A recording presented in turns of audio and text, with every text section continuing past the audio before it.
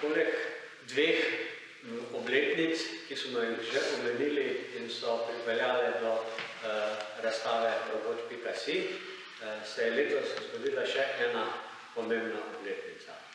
Mineva namreč 100 let od rojstva Isaaca Asimova, lahko rečemo kar legendarnega pisca znanstvene fantastike, ki je tudi napisal znamenito knjigo I, Robot. Danes je tukaj z mano profesor Franc Solina iz Fakultete za računalništvo in informatiko, ki je za našo razstavo pripravil še eno zelo zanimivo popestritev in ga kar vabim tukaj zraven, da pove, kaj je to. Ja, pozdravljeni. No, tole je ena knjiga iz moje knjižnice, avtor Isaac Asimov, Robots and Empire, ampak kar naredi to knjigo posebej dragoceno, je to, da se mi je avtor pisal oziroma mi napisal posvetilo. Kako sem prišel do te knjige? Ja, tako je, mogoče bi moral začeti, da sem že kot osnovnošolec v 60-ih letih rad prebiral znanstveno fantastiko.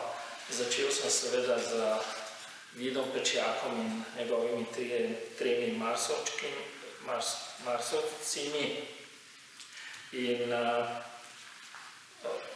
potem sem hitro prišel tudi do teh prvih slovenskih prevodov knjig Isaaca Asimova, spoznal te tri robotske zakone in podobne stvari. Kasneje seveda prišel na druge avtorje, prebiral znanstveno fantastiko nekje še v gimnaziji. Morda me je to tudi spodbudilo, da sem se odločil za študij elektrotehnike, kar je bilo nekje najbližje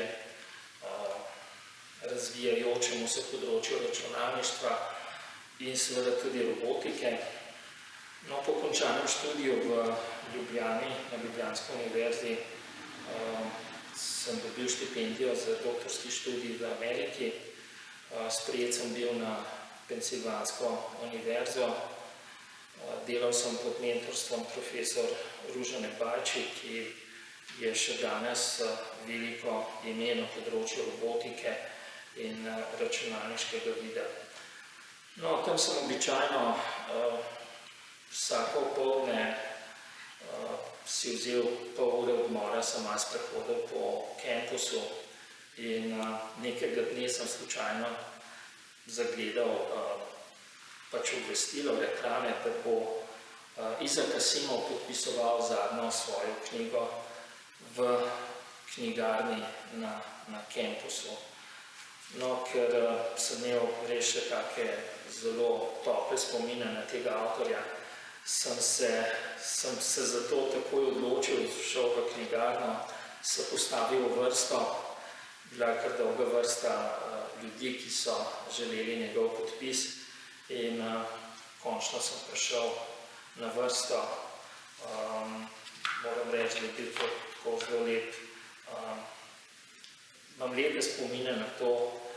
Isaac Asimov me je vprašal, kako mi je ime, je že v prvo povsem pravilno zapisal moje ime in ta knjiga mi še danes pravzaprav pomeni zelo lep spomin na tiste študentske čase v Filadelfiji, kjer sem študiral.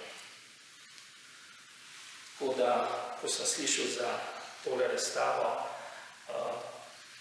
se mi je zdela tale knjiga z podpisom Isaaca Asimova tak lepa dopolnitev za to razstavo, tako da z veseljem jo nekako predajam avtorju razstave, da jo uvrsti na razstavo. Najlepša hvala.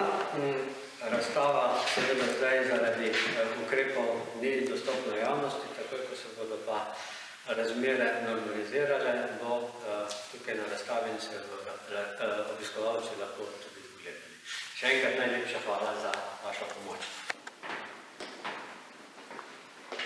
Bo?